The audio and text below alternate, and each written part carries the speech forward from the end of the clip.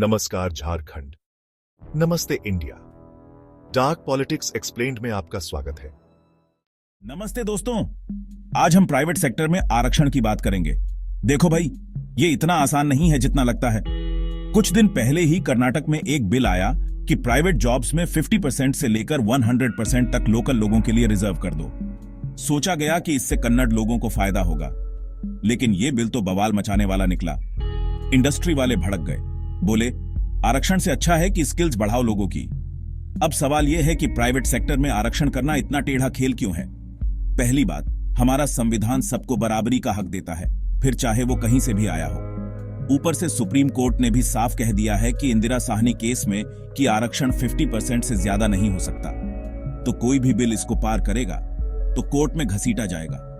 दोस्तों, आरक्षण से काबिलियत पर भी असर पड़ता है, और इससे न सिर्फ कानूनी झमेले होते हैं बल्कि इकोनॉमी और समाज पर भी बुरा असर पड़ता है।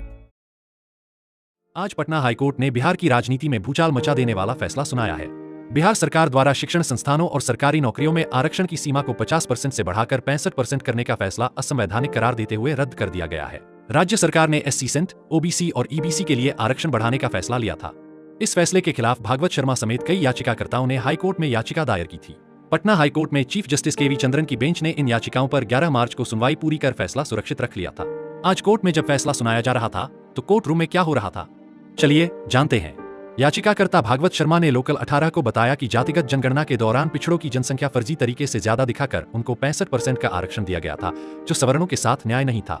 चीफ जस्टिस KV चंद्रन की बेंच ने इस आरक्षण को अनुच्छेद 14, 15 और 16 के तहत संविधान के खिलाफ मानते हुए इसे रद्द कर दिया।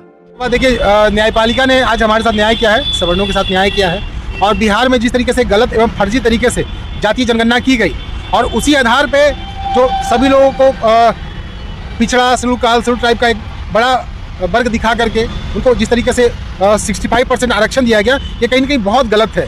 हम बाबा साहब को मानने वाले लोग हैं और हम आरक्षण विरोधी नहीं है।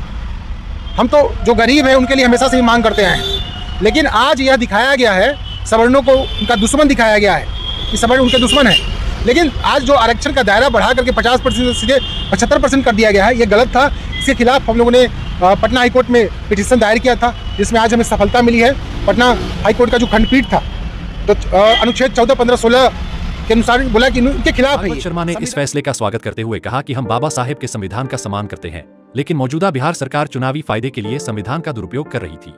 हाई कोर्ट ने आज साफ कह दिया है कि आरक्षण का लाभ किसी जाति की जनसंख्या के आधार पर देना सही नहीं है। के बाद खबर आ रही है कि बिहार सरकार सुप्रीम कोर्ट का दरवाजा खटखटा सकती है।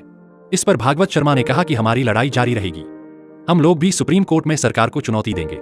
लोकल 18 के लिए पटना से सच्चिदानंद की रिपोर्ट।